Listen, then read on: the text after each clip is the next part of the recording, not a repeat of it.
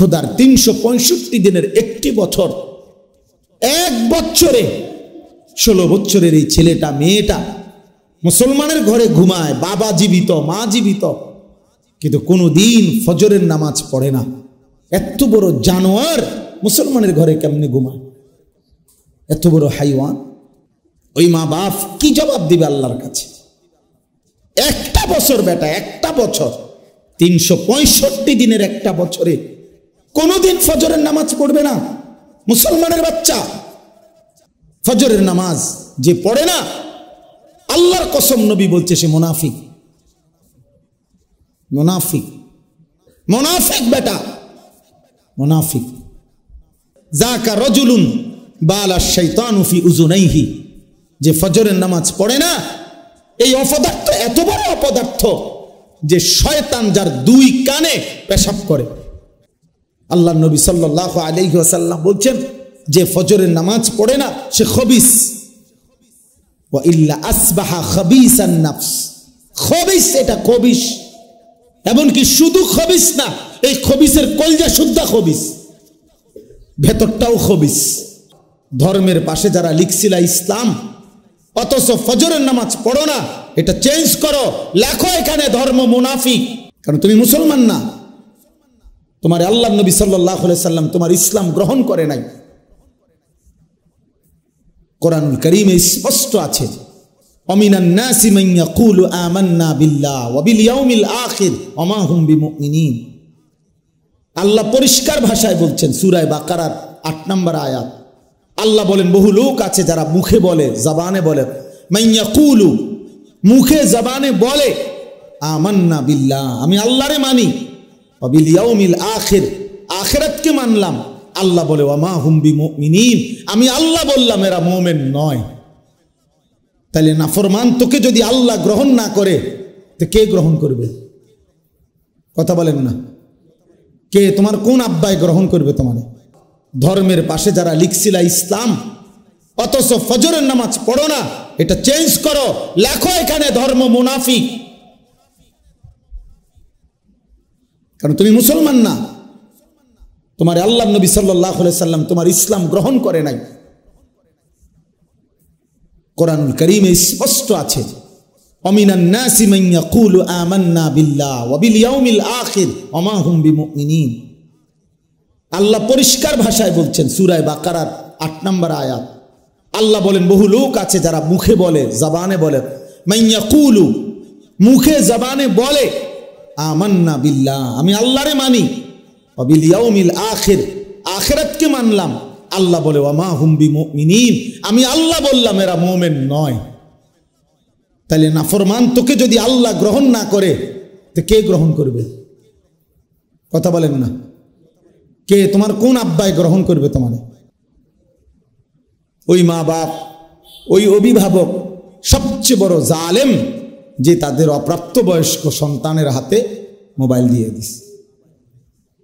ওরা সবচেয়ে বড় জালেম, সন্তানের হত্যাকারী, সন্তানের ধ্বংসকারী, সন্তানকে বরবাদকারী। এই মা বাপ, দুলা ভাই, চাচা, বড় ভাই যারা আহ্লাদ করে বাচ্চার হাতে বড় মোবাইল দিয়ে দিছে, বাচ্চারে বলে দিছে তুমি নিজে নিজে খেলো, নিজে নিজে গেমস খেলো, কার্টুন দেখো, যা মনে চায়। বাচ্চা 2 আঙ্গুলে অনবরত মোবাইল টিপে।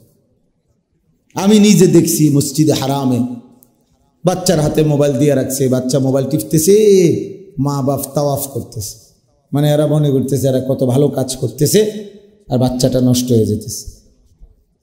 আল্লাহর ঘরের সামনে, আল্লাহর ঘরের সামনে বাচ্চা ছারখার হয়ে যাচ্ছে। আল্লাহ নবী সাল্লাল্লাহু আলাইহি ওয়াসাল্লাম বলছেন প্রতিটি মানব সন্তান আল্লাহকে মানার পুরা যোগ্যতা নিয়ে পৃথিবীতে ভূমিষ্ঠ হয়। মানুষের দেহে সত্তাগতভাবে আল্লাহর হুকুম মানার যোগ্যতা দিয়েই আল্লাহ মানুষকে পৃথিবীতে পাঠিয়েছেন। মা মিন মাউলুদিন ইউলাদু আলাল ফিতরা, প্রতিটি মানব সন্তান সৃষ্টিগতভাবে, সত্তাগতভাবে, যার মধ্যে রুকু করার যোগ্যতা নাই তাকে আল্লাহ রুকু করতে বলে নাই, যার মধ্যে সেজদা করার যোগ্যতা নাই তাকে আল্লাহ সেজদা করতে বলে নাই, বলে নাই। এমন একটা হুকুম নাই ইসলামী শরীয়তের মধ্যে যেটা বান্দার পক্ষে করা অসম্ভব, অথচ আল্লাহ তা করতে বলেছেন, এমন যদি হয় সেটা আল্লাহর বিধান হইতেই পারে, আল্লাহর বিধান হইতেই পারে।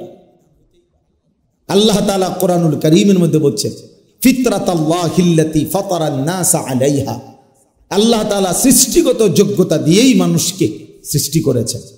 লা তাবদীলা লিখালকিল্লাহ, এবং আল্লাহ তাআলা এই সৃষ্টিগত যোগ্যতা পরিবর্তন করে না। ফলে 90 বছরও যদি কেউ সেজদা না দেয় আল্লাহকে, 90 বছর পরেও যদি কেউ একদিন মনে পড়ে তার আল্লাহকে সেজদা দিতে মন চায়, সেদিনও যদি চায় তো সেদিনও সে সেজদা দিতে পারে। এমন হয় না যে আজ 90 বছর আমার এই সেজদা না দেওয়ার কারণে আমি আল্লাহ এই যোগ্যতাটাই তোমার থেকে সরিয়ে দিলাম, আর সেজদাই দিতে পারবে না, না এমন হয় না। আল্লাহ বলেন আমি এই সৃষ্টিগত যোগ্যতা কি করি না, বান্দার থেকে সরায় নেই না, সরায় নেই না, আমি পরিবর্তন করি না আমি। তো এরপরে নবীজি বলছেন, ফাআবাওয়াহু ইউহাব্বিদানিহি আও ইউনাসসিরানিহি আও ইউমাজ্জিসানিহি, অতঃপর মা বাপ সন্তানকে ইহুদি বানায়, খ্রিস্টান বানায়, অগ্নিপূজক বানায়। মা বাপ বরবাদ করে দেয়। এখানে মা বাপ ওনারাও উদ্দেশ্য, অভিভাবক ওনারাও উদ্দেশ্য। সন্তানকে নষ্ট করে দেয়, বরবাদ করে দেয়। লাখ লাখ বাচ্চার হাতে অভিভাবকরা চোখের সামনে মোবাইল দিয়ে রাখছে, আর বাচ্চা 2 হাতে মোবাইল টিপে নষ্ট হয়ে যাচ্ছে। 14 বছরের, 12 বছরের, 16 বছরের ছেলে পেলে মা বাবা জীবিত থাকতেই রাত নাই, দিন নাই, সারা দিন তার জীবনের একটাই সাধনা, একটা বড় মোবাইল। একটা মোবাইল আছে, সে তার কাছে একটা 7,000 ধন আছে, তার কাছে জীবনের সব আছে, তার আর মা দরকার নাই, বাবা দরকার নাই, তার আর সমাজ, বংশ, ইজ্জত, সম্মান, আল্লাহ, রসুল, খোদা, কোরআন, নামাজ কিচ্ছু দরকার নাই। আর মোবাইল আছে তো খালাস, খালাস। যার কারণে দেখা যায় আজকে 14 বছরের ছেলে মুসলমান, 12 বছরের মুসলমানের বাচ্চা, অথচ তার চেহারা চুল দেখলে বোঝা যায় না এটা মুসলমানের বাচ্চা। তাহলে তোর বাপ কই, তোর মা কই, তোর আল্লাহকে, তোর সৃষ্টিকর্তাকে? তোর মাথার চুল এগুলো এমন কেন? তোর বাবার চুল তো এমন না বাপ। তাহলে তুই কার বাপের পুত, কোন মার ছেলে? তুই ফুটবল খেলোয়াড়ের সন্তান না, তুমি তো সিনেমার নর্তকীর মেয়ে ছেলে না, তুমি তো এক মুসলমানের ছেলে। এই বাবাদের গাফলতি, মাদের গাফলতি চোখের সামনে মেনে নিচ্ছে যে আমার সন্তানের এই অধপতন, চোখের সামনে দেখতেছে ছেলে 1 ওয়াক্ত নামাজ পড়ে না, আপন মা বাপ জীবিত। আহা, খোদার 365 দিনের একটি বছর, 1 বছরে 16 বছরের এই ছেলেটা, মেয়েটা মুসলমানের ঘরে ঘুমায়, বাবা জীবিত, মা জীবিত, কিন্তু কোনোদিন ফজরের নামাজ পড়ে না। এত বড় জানোয়ার মুসলমানের ঘরে কেমনে ঘুমায়? এত বড় হাইওয়ান। তো এটা ইনসাফ, এটা ভাবা উচিত প্রিয় ভাই, এটা ভাবা উচিত। ওই মা বাপ কি জবাব দিবে আল্লাহর কাছে? একটা বছর বেটা, একটা বছর, 365 দিনের একটা বছরে কোনোদিন ফজরের নামাজ পড়বে না মুসলমানের বাচ্চা।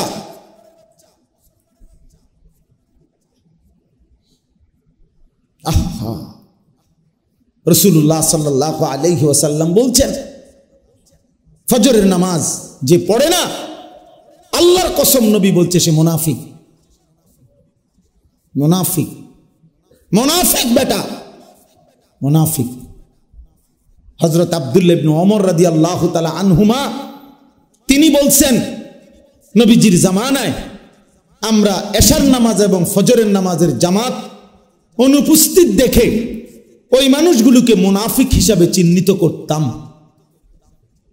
নবীজির জামানায় আমরা মুনাফিক চিনতাম কারা? যারা ফজরের জামাতে আসে না, এশার জামাতে আসে। রাসূলুল্লাহ সাল্লাল্লাহু আলাইহি ওয়াসাল্লামের সাহাবী বলছেন, আব্দুল্লাহ ইবনে ওমর বলছেন, আল্লাহর নবী সাল্লাল্লাহু আলাইহি ওয়াসাল্লাম বলছেন যে ফজরের নামাজ পড়ে না সে খবিস, ওয়া ইল্লা আসবাহা খাবিসান নাফস, খবিস, এটা খবিস। এমনকি শুধু খবিস না, এই খবিসের কলজা শুদ্ধা খবিস, ভেতরটাও খবিস। আল্লাহ নবী সাল্লাল্লাহু আলাইহি ওয়াসাল্লাম বলছেন, যাকা রাজুলুন বালা শাইতানু ফি উযুনাইহি, যে ফজরের নামাজ পড়ে না, এই অপদার্থ এত বড় অপদার্থ যে শয়তান যার দুই কানে পেশাব করে, পেশাব করে। ইনসাফ করো ছেলেরা, বাবা, প্রিয় নওজোয়ান, ভাবতে শিখো, ভাবতে শিখো। এফিডেভিট করো, ভোটার আইডি কার্ড শুধরাও, জন্ম নিবন্ধন সনদ বদলাও। ধর্মের পাশে যারা লিখছিলা ইসলাম, অথচ ফজরের নামাজ পড়ো না, এটা চেঞ্জ করো। লেখো এখানে ধর্ম মুনাফিক, কারণ তুমি মুসলমান না। তোমার আল্লাহ নবী সাল্লাল্লাহু আলাইহি সাল্লাম তোমার ইসলাম গ্রহণ করে নাই। কোরআনুল কারীমে স্পষ্ট আছে, অমিনান নাসি মান ইয়াকুলু আমান্না বিল্লাহ ওয়া বিল ইয়াউমিল আখির ওয়া মা হুম বিমুমিনিন। আল্লাহ পরিষ্কার ভাষায় বলছেন সূরা বাকারার ৮ নম্বর আয়াত। আল্লাহ বলেন, বহু লোক আছে যারা মুখে বলে, জবানে বলে, মান ইয়াকুলু, মুখে জবানে বলে, আমান্না বিল্লাহ, আমি আল্লাহরে মানি, ওয়া বিল ইয়াউমিল আখির, আখিরাতকে মানলাম। আল্লাহ বলে, ওয়া মা হুম বিমুমিনিন, আমি আল্লাহ বললাম এরা মুমিন নয়। তাহলে নাফরমান তোকে যদি আল্লাহ গ্রহণ না করে, তো কে গ্রহণ করবে? কথা বলেন না, কে? তোমার কোন আব্বায় গ্রহণ করবে? তোমার কোন বাপে গ্রহণ করবে? আল্লাহ বলতেছেন, সে বলতেছে মুখে আমি আল্লাহকে মেনে নিলাম, আল্লাহ করেন না। তার মানে শুধু জবানের স্বীকৃতি যথেষ্ট নয় দোস্ত, শুধু জবানের উচ্চারণ যথেষ্ট নয়, কর্মের প্রমাণ করে দিতে হবে, আমলের প্রমাণ দিতে হবে আমি মুসলমান, আমি মুমিন। কর্মের ঘাটতি এটা মুনাফিকের চিহ্ন, আমলের ঘাটতি। কোরআন শরীফে সূরা তাওবার মধ্যে স্পষ্ট আছে, ওয়ালা ইয়াতুনাস সালাতা ইল্লা ওয়া হুম কুসালা। আল্লাহ তাআলা বলছে, যারা মুনাফিক তারা নামাজে আসে না, যদিও আসে অলস ভাবে, না ফাটতে, অলস। ওয়ালা ইউনফিকুনা ইল্লা ওয়া হুম কারিহুন।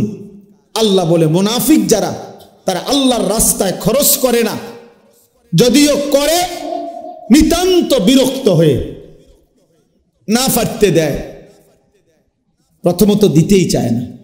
তাহলে নামাজে না আসা, নামাজ না পড়া, নামাজে অলসতা করা, ভাইয়া এটা মুনাফিকের চিহ্ন। সন্তানকে মুমিন বানান। ছেলেরা, বাপ, তোমরা ইমানদার হও দোস্ত। আগামীর পৃথিবীতে এই লাগাতার খামখেয়ালি আমাদেরকে শেষ পর্যন্ত ইমান টিকিয়ে রাখা কঠিন হবে।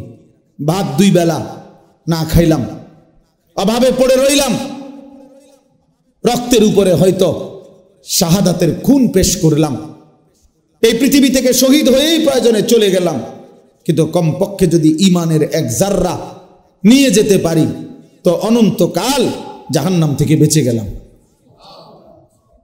এই জন্য ইমান বড় সম্পদ, ইমান সর্বশ্রেষ্ঠ সম্পদ।